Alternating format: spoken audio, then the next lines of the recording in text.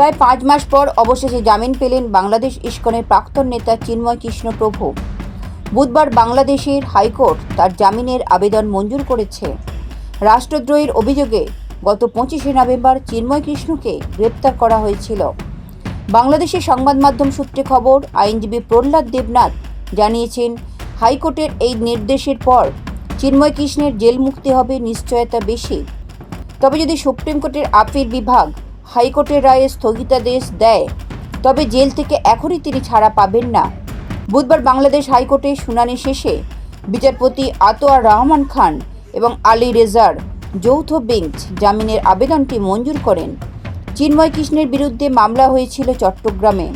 তার বিরুদ্ধে বাংলাদেশের জাতীয় পতাকা অবমাননার অভিযোগও ছিল। ব্যুরো রিপোর্ট, লটারি সংবাদ।